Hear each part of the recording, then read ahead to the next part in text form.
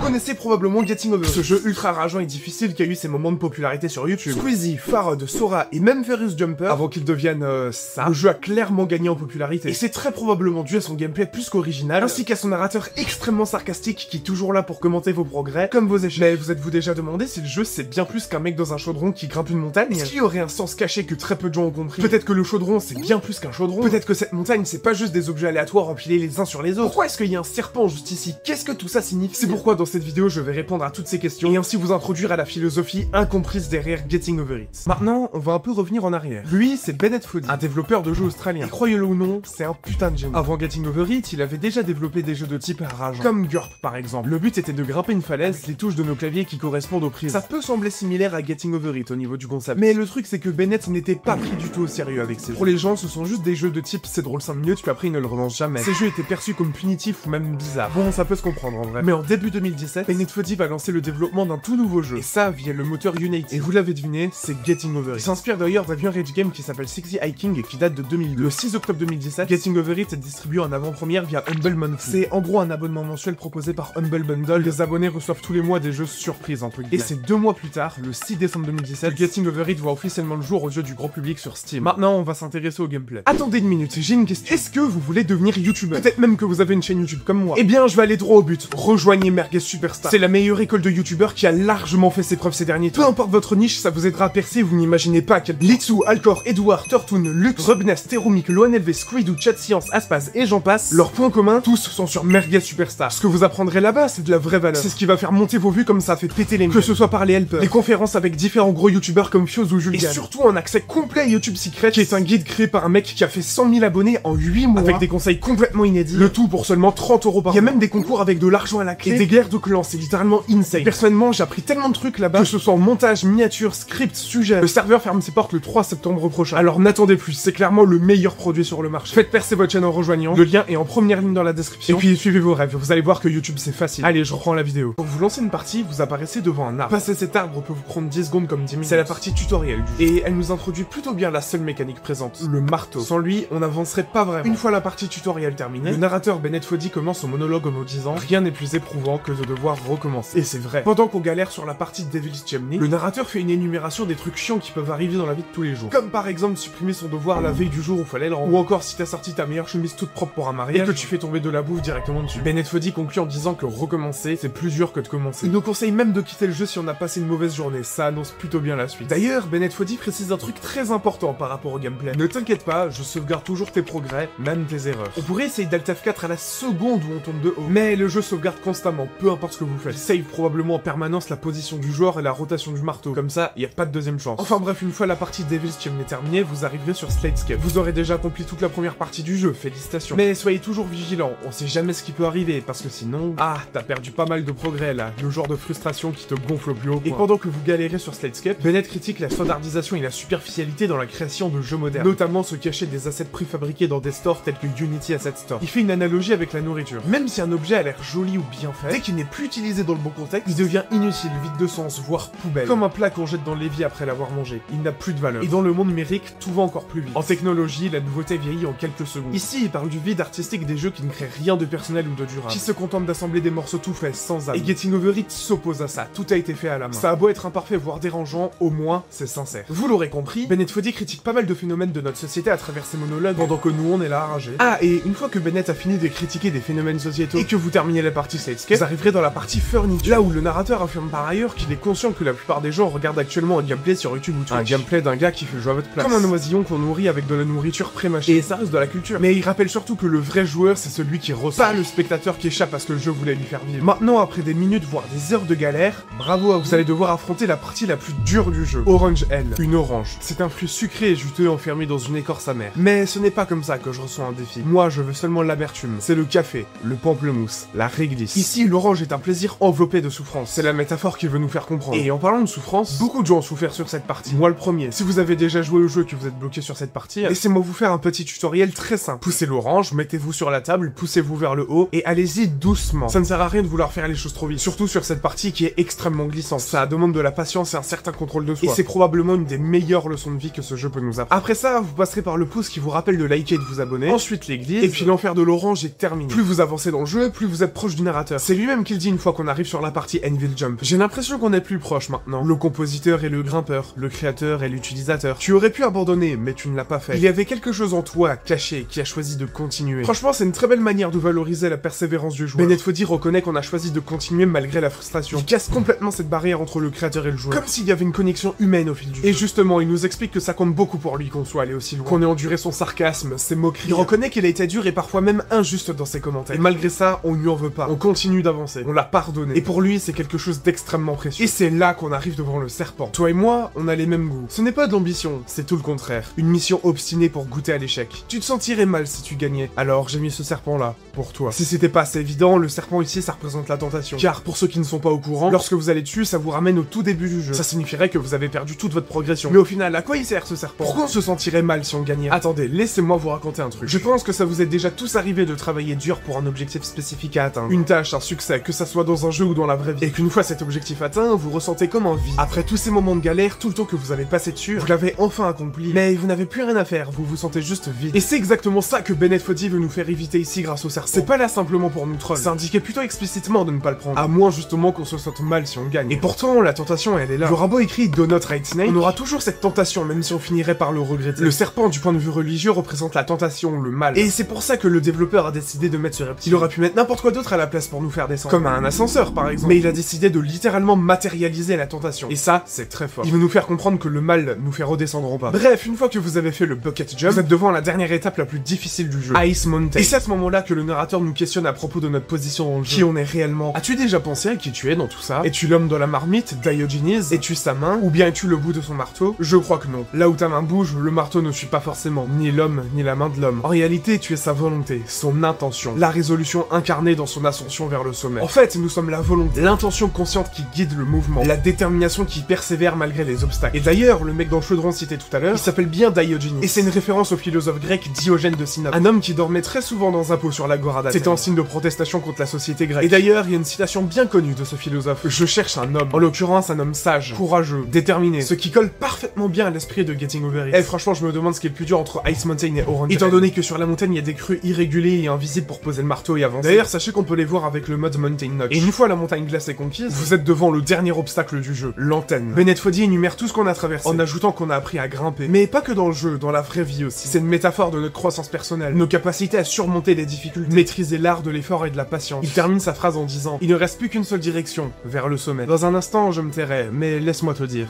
je suis heureux que tu sois venu. Il y a une reconnaissance sincère de notre engagement. D'autant plus que le dernier dialogue du narrateur, c'est « J'ai dédié ce jeu à toi, celui qui est allé aussi loin. Je te l'ai offert avec tout mon amour. » Getting Over It a été pensé pour être une œuvre nous transmettant une expérience unique, intense et presque intime. C'est une manière de dire que chaque coup de marteau, chaque chute, chaque succès sont autant de moments partagés entre le créateur et le joueur. Une fois que vous êtes dans l'espace, vous n'avez plus qu'à vous propulser vers le haut et... bravo, vous avez terminé Getting Over It. Au final, le jeu est pas si long que ça, surtout quand on s'y habitue. Getting Over It, c'est une ascension philosophique, une leçon de vie. D'ailleurs, le nom du jeu veut littéralement dire s'en remettre, parce qu'on se remet de toutes nos chutes, nos erreurs. Si c'était pas déjà assez évident, Getting Over It, c'est la vie. La vie avec toutes ses péripéties, ses obstacles. Parfois on tombe, on est au plus bas, mais on nous apprend à s'en remettre, à ne jamais baisser les bras. Car au final, même lorsqu'on est au point le plus bas, il n'y a aucune autre option que d'aller en haut. Le mec dans un chaudron avec un marteau, c'est nous, car seuls nous sommes capables de remonter au plus haut. Tout le message réside dans le fait de grimper, voilà la philosophie du jeu. Et d'ailleurs, ça ne vous étonnera peut-être pas si je vous dis que Bennett Foddy était prof de philo. Il écrivait des articles sur la philosophie, et notamment sur le thème de l'addiction aux drogues. Enfin bref, Bennett Foddy a créé l'un des meilleurs rage games de tous les temps. À double sens profond, philosophique, et cet aspect du jeu a été beaucoup trop sous-estimé par les gens. Et c'est pour ça que j'ai décidé de faire entendre sa parole et ses critiques à travers cette vidéo. Merci d'avoir regardé cette vidéo, prenez soin de vous,